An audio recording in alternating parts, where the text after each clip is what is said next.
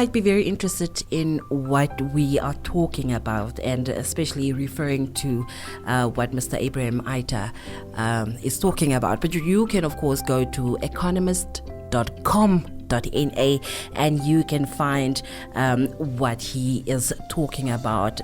Very interesting reporting that he has done, in fact. And something that also caught my attention is where he is saying shelter is not only an asset class, it is a foundation for dignity and inclusive economic development. Also, that says it all. Yeah. A house is fundamentally part of the family. Mm-hmm. You cannot separate a family from the place where they stay. Mm. And I think this is what economists often lose sight of. That this is what Abraham is saying. It's not an asset class. You can make it, or you can view it purely as an asset class. Yeah. Number of units, value, average value, distribution, blah blah blah. Does it mean anything to you? To me, it means zilch. You know, the fundamental question is, where do I sleep tonight? Yes. What is the security that I can provide to my family? And then we get to that very painful question: what happens if I can't afford it? Yeah. And you know, if one or two families couldn't afford it, there are remedies, support structures, usually through churches and social groups and that. But if 100,000 families cannot afford it, then you sit with a crisis. Then it's like an epidemic. So, and then it becomes an existential thing. This is then something that you can't ignore. You can no longer say, it's just a few. It's not really a problem. In Windhoek, it is a pervasive problem. The demand is there.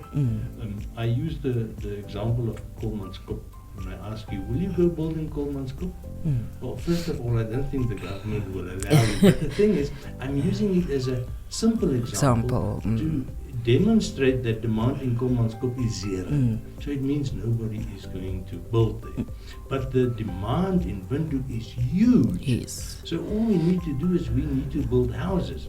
And it is not a solution that it must not be a Harare or a New York solution. Yeah. It must be a solution of the free market. And that means the government must only set the policy. And it starts with land. It starts with the city of Windhoek. Yes. But as I asked you earlier, have you noticed if you drive down Usia Kutaku, how many open land there still is? Relatively close to Windhoek. I mean, you don't need to go stay in Ongos or in Okahanya or in Reelwood. Certain areas of the city can be developed more intensively, where you can have apartment blocks, for instance. And you can have upmarket apartment blocks, and you can have mid-range apartment blocks, but you can also have cheap housing. Yeah. It doesn't need to be a zinc combustion that sits flat on the ground, but for that, you need government policy. You need a whole lot of actors to play together. And it can be done under the National Housing Enterprise. But I don't know if we need a building advisory council or whatever it is. I think we just need people in government with common sense.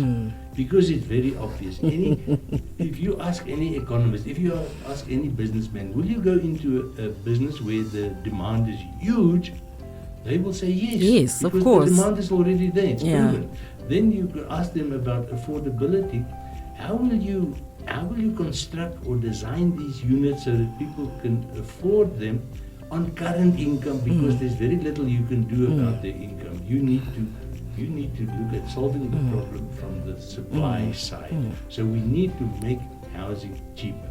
And that paragraph that we read there from Abraham's article, that says it all. Yeah.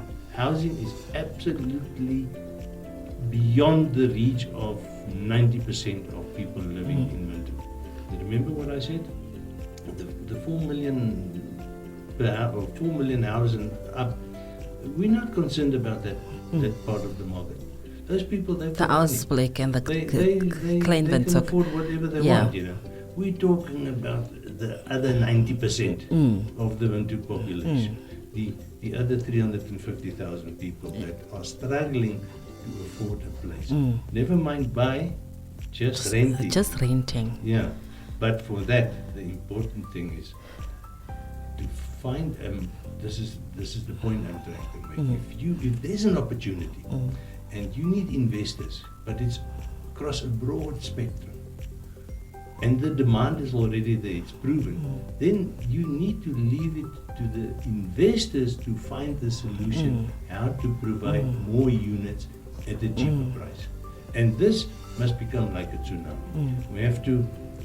We have to keep on building more and more units, because that is the only thing that eventually will bring the price down. And Elsevier, let me finish by stating this very equivocally. We don't need 1,000 units. That's a joke. We don't need 10,000 units. We need 100,000 units in Windhoek alone. Affordable units. Affordable units. Yeah. And only then will we start making a difference. And on that note, we unfortunately have to say goodbye. I do know that you want to actually continue talking about this or hearing about this, because it's such a huge part of the debate right now. People are talking about it. People are yearning for solutions, and hopefully we will have solutions soon. But you can of course go to economist.com.na to read the article of Mr. Abraham Aita. From me, Elsevier Timiani, from Mr. Daniel Steinman and the team, we say goodbye.